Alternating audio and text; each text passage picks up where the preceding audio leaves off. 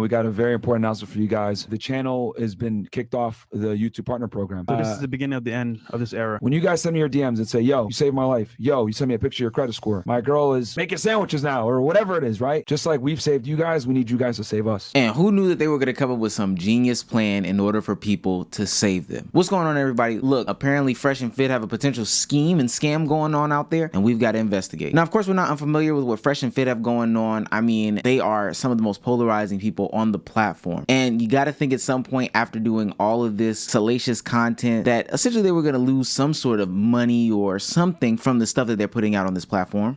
Jack, control your girl. Hey, no more sticking up for Control your transgenders. girl. All right? Stop talking. Why are you telling me to be quiet when I have a microphone? Be nicer to her. Please. Dude, control your girl. Really? Yes, control your girl. I don't think she's acting crazy. You don't know where she at, man. Control your woman. Okay, enough. Change the topic. Yeah, I don't think she's acting crazy. Hold on. Let me be, look. I'm sorry. Let me be extremely clear Don't worry. about this. He does this on purpose. No, He's not no. All right, let me be, everybody shut the up right now. I'm serious. Everybody shut the up. Let me be extremely clear about this. This is our shit. You're a guest on our shit.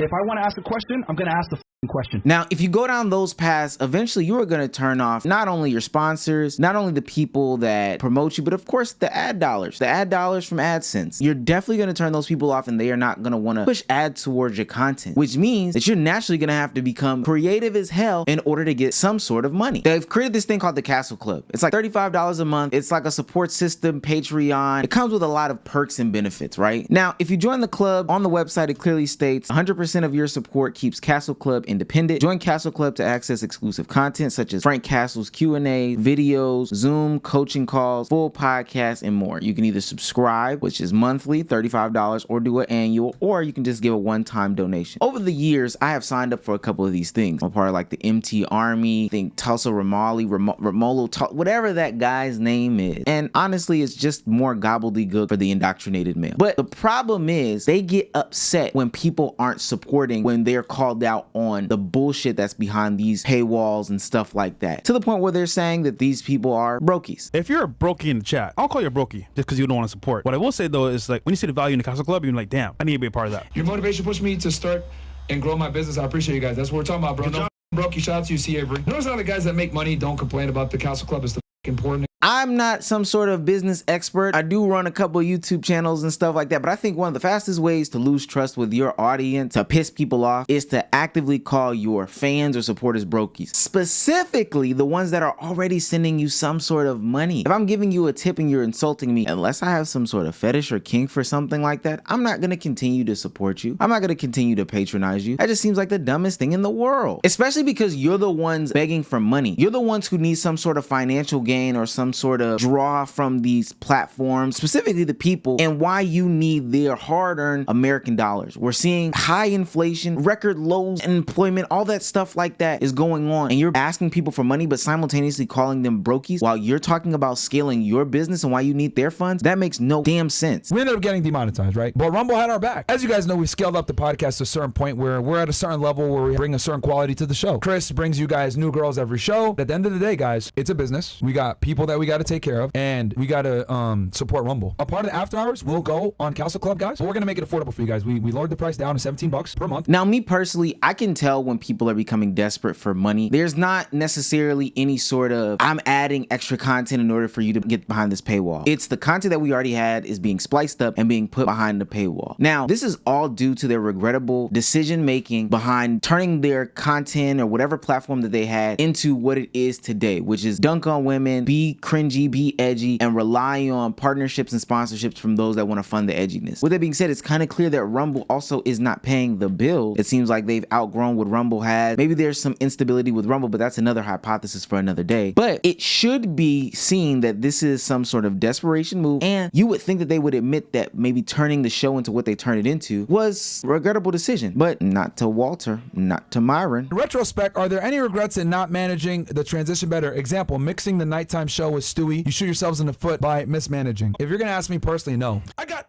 20 real estate properties. My net worth is over $6 million. I get money residually. I don't need to do this shit. I don't need to make a fucking cent off this podcast.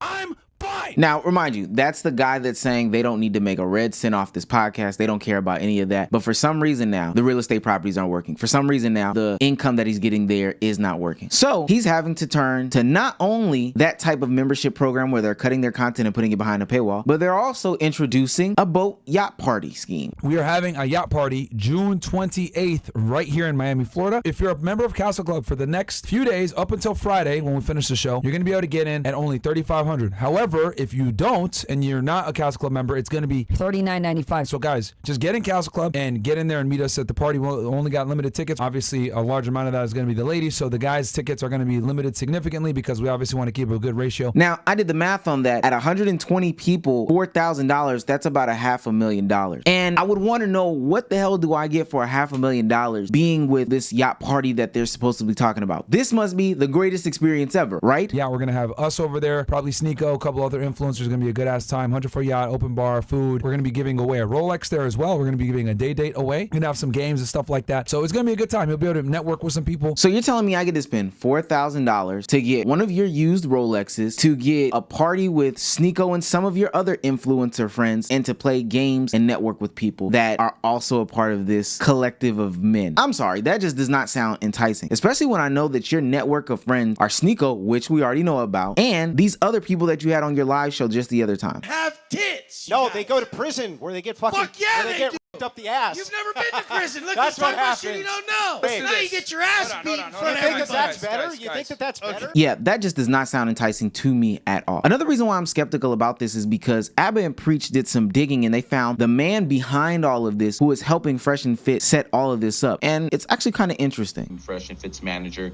and I'm gonna be honest, I do a lot more with Fresh and Fit than I do with Sneeko. This city's dead. I mean, yeah, Miami's the best place in America, but there's nothing honestly going on here. There's no one actually doing anything, and that's gonna change starting this month when me and Fresh and Fit are gonna start doing yacht parties, and people don't know who I'm connected to. I'm just a bridge between two worlds, the influencers and the rappers. I'm gonna be at a bridge and, do what a Jew's supposed to do. Now that sounds like a terrible way to market yourself. This city is dead, so what we're gonna do to take over the city is we're gonna throw parties. It's the most ingenious idea in the whole world. I don't know what type of A-list celebrities do they think are gonna be with Fresh and Fit now because of this, but you should honestly have a moral issue with working with them because of things they said in the past. But even if you don't, because you're for the money, you've got to be delusional if you think that people are gonna want to attach their name to the guys that we're talking about. Fresh and Fit, Sneeko, Walter Weston, Westcott, or whatever that big buff dude's name is. That would have to be stupid. And when we look at who you are as a person, it also makes me question the validity behind what you are. Numerology supports the nuclear family. Let me explain how. 1 equals male energy. 2 is feminine energy. That's why bitch starts with B. That's why beta starts with B, and B is the second letter. Child is 3. So basically when you have 1 plus 2 equals 3, 3 is the childlike energy. Child starts with C, C is the third letter. So again, you see how it works. Now here's the magic. 1 man, 2 woman, 3 kid. 1 plus 2 plus 3 equals 6. 6 is the number of home and family. Family starts with F. F is the 6th letter. Family is a 6-letter. Now, if you thought, it still got you skeptical about who this guy is, trust me, there is more that's really going to hammer home why this guy should be not only running Fresh and Fit, but damn the country at this point. What would you say is the most beta sign in Western astrology? Gotta look at Virgos. Gotta look at the twin of Gemini being Virgo.